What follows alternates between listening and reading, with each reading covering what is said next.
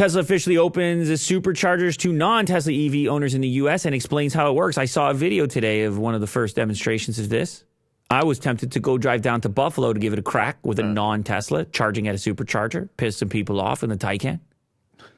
Yeah. Be a cool clip, though, wouldn't it? Yeah, definitely.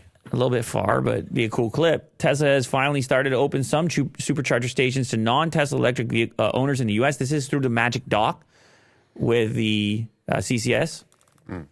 No adapter necessary. Just straight up CCS from the supercharger to your CCS vehicle.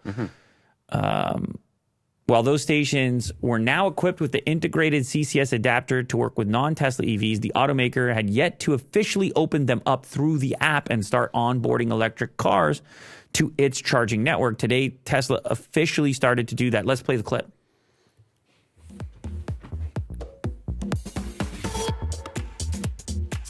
Yeah, that's probably copyrighted music. You probably got to kill that one real quick. Select a site and stall. So here's how the app's going to look. 8 of 8 available. And this one, again, is in New York State.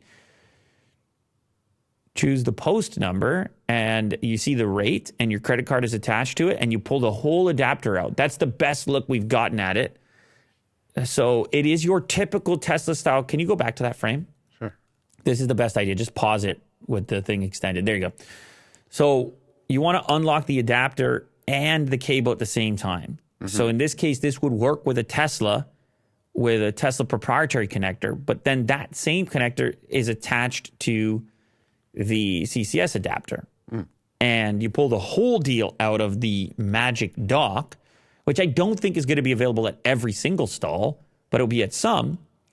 And then that's going to go into your CCS capable vehicle. Right like that. And you'll begin the charging at the agreed upon rate, and you'll see how you're doing, and you'll be ready to go. So this is huge news for non-Tesla owners. It's huge news for Tesla owners because there's going to be more competition for charging at their favorite supercharger locations. But for electric cars in general, it's a positive thing. Yeah. Electric cars in general, this increases adoption. There's a shortage of charge stations, and this immediately, overnight, enhances the number of options, particularly for people not driving Teslas. The other automakers got to be loving this.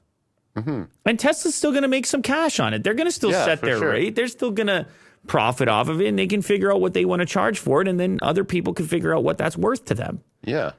You know, what that rate happens to be. Maybe there'd be some preferential rate for... Well, that's a honker. Well, it's a honker, Will. Look at that. Absolutely. But the thing has extreme capability as well. It's an ugly thing, but it has capability. You know, the new Hummer can pull 350 kilowatt off that baby. That's some nasty stuff. Keep it in mind. Cool. Yeah, if anyone has some experience charging this, would love to hear about it. Yeah, so we have a comment from Lee in the chat. He says there's a video. Tesla Raj did a video on it, and it didn't go as fast on his Rivian. Not 250 kilowatt, but 150. Well, that's fine. A lot of Tesla superchargers are only 150 to begin with.